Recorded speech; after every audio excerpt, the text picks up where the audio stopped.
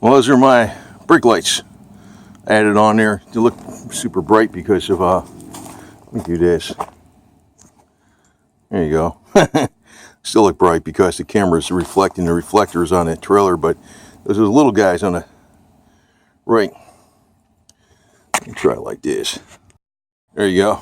Better, they can see them better. They're small, but they work. $10 plus some wire, a couple connectors. Pain in the ass to put them on though, because I used, when I did the connectors, made sure I sealed the connectors and put truck bed lining on there, put a bunch of zip ties. You got to run the wire up there, make sure it's freaking good to go. And I just attached them directly into the brake lights, so I got something holding the brake lights down. And here's just with the running lights on, and I'll put the brake lights on, so you'll see they're not that bright, but they're better than nothing. And you can see the little ones inside lit up. They're not that bad. They are a little bit brighter than the outside turn signal lights and stuff. I got everything working. You know, those are add-ons because the CURT 3 to 2 wiring system converter, something don't work right with it. Everything works on these though, all the lights. It's one thing you gotta watch with an older vehicle. And the back side marker light works too. And to give you an idea, those are the brake lights are on, and that's really how bright they should be, where that blinker is, but not too bad. You'll see with the brake lights off. So I mean, yeah, you can see when I step on the brakes what the hell's going on. So it's legal. Not as good as I want it to be though. I got my instrument lights, my clock's working, and all that kind of crap. So everything really works on this thing. Gauges work, the fuel gauge works, and all that garbage. And you know, I got the chain on there, the safety chain, and you can put a little bolt through here to make sure, you know, that doesn't come loose and stuff. It's only a 1 7/8 trailer ball, so that hitch can hold a 2-inch ball or 1 7/8. It's a 2,000-pound hitch, but this Suzuki only is good for towing 1,000 pounds. That's why you want a nice lightweight trailer like this. This trailer weighs under 200 pounds even with the wood on it. So I wouldn't pull 1,000 pounds with it, but say you put 400 or 500 pounds in here, that would only be towing 600 or 700 pounds, so that's enough. And now it's got the bigger tires on it, it's up higher, it's more stable. I moved the fenders up. Actually, this ate up a lot more time than you would think, but saved me from buying a whole nother trailer. Crap, I don't want to do that. Then, you know, then you got another trailer out here, and you got 2 trailers, and then you got to register 2 trailers, and I'm like, this is way cheaper. I'm not sure why the converter didn't work from the 3 wire to the 2 wire. In other words, you have a separate turn signal on the Japanese vehicles, they're amber, and then you have the turn signal and the brake lights on American vehicles share the same red light. I don't know why that thing didn't work. It could possibly be because I have plasma taillight bulbs, and somehow, I don't know, somehow something backfeeding and grounding out. But when I plug in the wire to the brake line wire, the wire to go to the brake light, and splice it into the converter box, I have no taillights on the vehicle. Then if I plug in the connector with that converter hooked up with the brake light wire hooked up to the converter, I still have no taillights on the vehicle, but then I have taillights and brake lights. I have brake lights on this thing. In other words, if I have that brake light wire disconnected, I have all the lights working on the vehicle, and in other words, disconnected from the converter. I have everything working on the vehicle, and the running lights work on here, and the turn signals work, but the brake light doesn't work. As soon as I hook up that one brake light wire to the converter, tail lights and the brake lights don't work on the vehicle, but the brake lights and everything works on here, only if, of course, it's connected. If it's not connected, the tail lights still don't work on this thing. I wouldn't mind leaving it that way if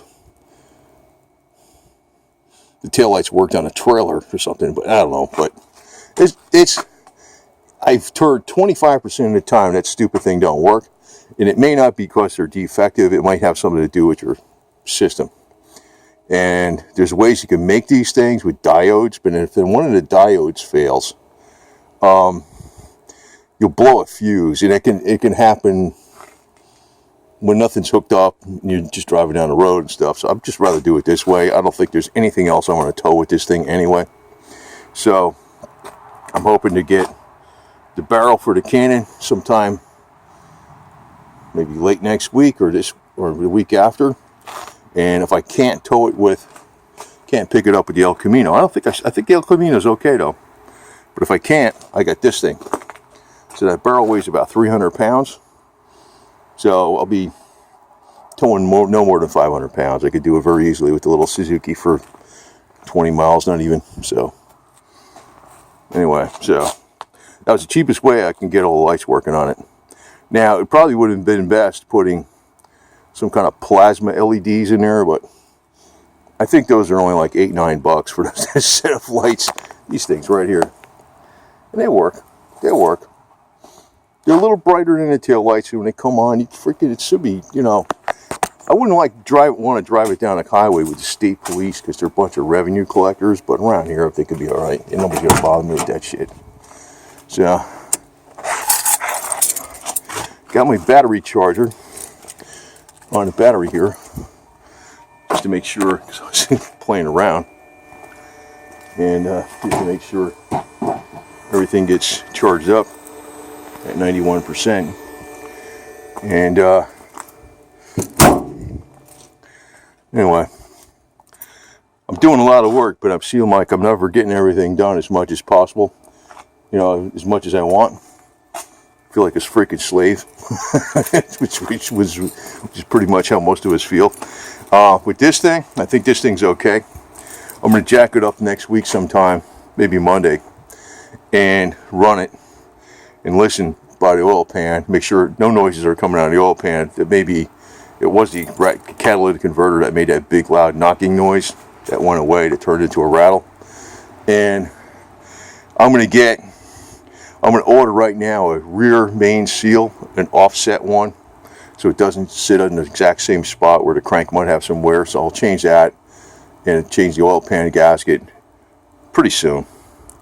But I started thinking about, what if I ever replace this engine? The ultimate thing to do would be at a 400 for like a 77 3/4 ton pickup truck. 400, not a big block, the small block. So it weighs the same as the 350 or 305. It's got more cubic inches, more torque. And with this 4-barrel, it's going to have plenty of power, and it's not going to really make any really difference in gas mileage. But the 400, I found out where to get it. I can just get them from AutoZone. There, I know Rock Auto doesn't have any of those left, but I found out this ATX Vega brand, they're sold under all kinds of different names. That's what the famous brand is for Rock Auto. So I'm gonna I can get a 400 small block for not some crazy amount of money. I think it's like, if I kept my old engine, it might be $24.50 or something like that. So if I ever just change this motor, that would probably be the better way to do it, because cubic inches is the way you want to go. You want to have torque, but it's a lightweight motor, and there's nothing crazy in it where it's not going to start hard to start when it's cold. It's going to have a stock cam, but 400 cubic inches versus a 305 or 350. If you go to a 383, those things cost a lot of money because because it's a 383. A stock 400, that's the one you want to get. So if I ever change this, I'm going to go with that, I think. So we'll see.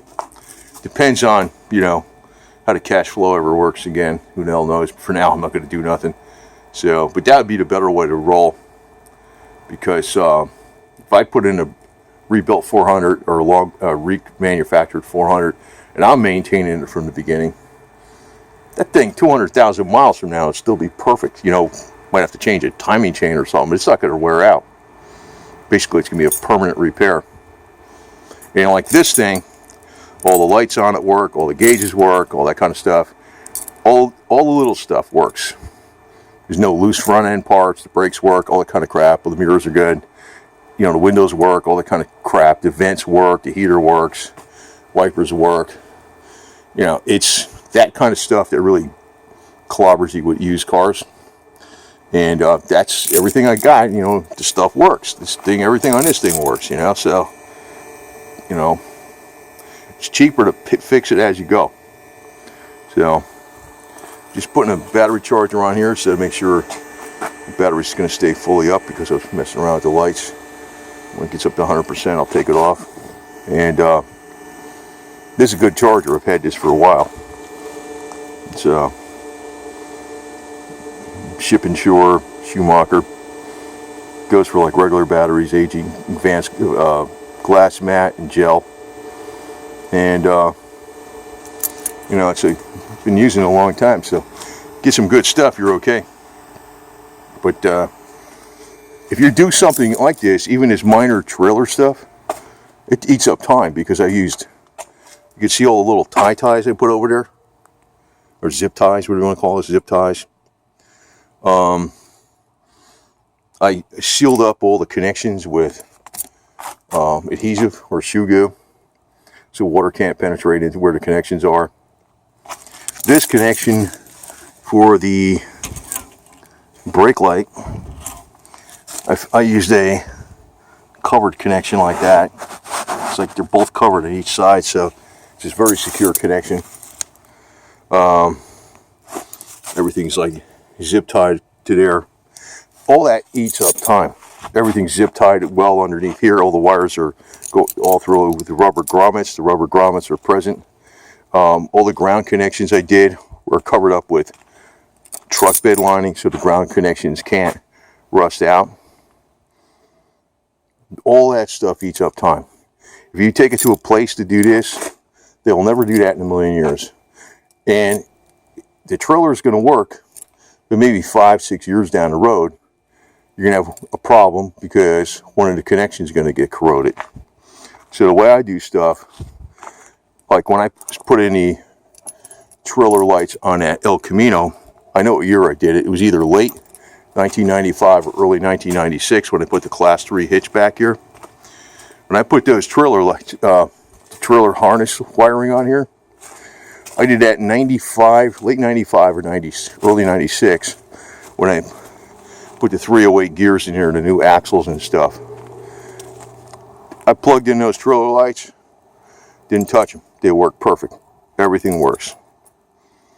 That's because I did the adhesive that seals in all the connections. And I made sure in any place they can rub, I put Gorilla Tape on them, and I secured the Gorilla Tape besides with the adhesive of the Gorilla Tape with zip ties. And that's the same thing I did with the Suzuki. So any of the wires that go in the back behind the bumper, they're secured. They have Gorilla Tape on them, and they're secured with the Gorilla Tape. Besides really being hold on that wire good, it's on there attached with the zip tie. This is why when I do this stuff, it takes me a freaking million years to do it. When you take this to a place, they will not do this stuff. And yeah, it'll work. But how many years will it work? Like I said, the way I did those connections on the back of the El Camino, that was 25 years ago. They're still good. And this is why I really don't want to put a motor in the El Camino, because I know I'm going to nitpick the shit out of everything. And if something isn't exactly right, I'm gonna, you know, it's going to be exactly right. But I will get all the leaks fixed in this thing. If the one-piece rear mains, the rear one-piece oil pan gasket doesn't work with this particular oil pan, I'll get the 4-piece. I'm going to order the best rear main seal I could possibly find. That's offset. And I got the new valve cover gaskets. This time I got rubber cork instead of just rubber. And I got the special bars that go across there to hold down some stuff with the valve covers. So, and I did change out, I got the intake's been changed, the water pump, the valve covers, the timing cover, and the distributor gasket. So I could probably have this engine like totally sealed up, 100% leak free. The transmission, I put the new rear seal in it. I put the shift shaft seals in it. That doesn't seem to have any leaks in it at all. The rear doesn't have any leaks, because even though I did the rear about 24 years ago, there's not really a lot of miles on it. So it's like I've always changed the oil with the best stuff in there. So it's basically that thing. If I do a few more things, that thing's gonna be almost like brand new. It'll run perfect. And so just that when I do stuff, I really nitpick the shit out of it. It almost looks like I'm doing it a redneck way, but I'm doing it a redneck way that's like better than factory stock. Yeah, I'm glad I did this with this trailer, because it's a little higher up. So, if I take it someplace that goes off the road, not talking like trails, but if I'm going off into a parked area or something on a park, it'll do it. And so in other words, if I want to take, say I have canvas 10 flies or something for like reenactment stuff, and the poles are on this, I don't have to take the El Camino. I could take this thing and hook that up to it. And if I need to go up to Georgia, North Georgia, Tennessee or something, if I start moving up there, if I put a railing around here, maybe 1.5 foot high, I could put quite a bit of stuff in this thing and tow it behind the El Camino. Because the trailer is only like less than 200 pounds, it makes it easy to tow. I've towed the 5x8 U-Haul covered one. That thing weighs a ton even empty. I swear to God, it's freaking ridiculous. If you're going up a hill, it's like if you're starting off on a hill with the clutch, you're smoking that clutch. So this thing, the fact that it can hold 1,000 pounds on top of here, it's small as it is, and you have which you would never put that much on here anyway. If you put a little railing around this thing, weld it up, it'd be lightweight, and it can hold enough that, you won't even feel it behind the El Camino. Plus, I got a lot of room in the bed on that thing. It's pretty good. So, it's a good trailer. I'm glad I fixed this one up instead of buying another one. Way cheaper. And now I'm thinking about these tires that, they're not big, but they're a lot bigger than what was on there. They're the next size up. Instead of 480 8-inch rims, they're 580. They're wider, and they're same size rims, but they're wider tires, and they're taller. That's why I moved up the fender. So they can hold more. The trailer's not going to hold any more than what it's rated for, but the thing is, that makes the tires safer, and they're not spinning as fast. So that's easier on the bearings too.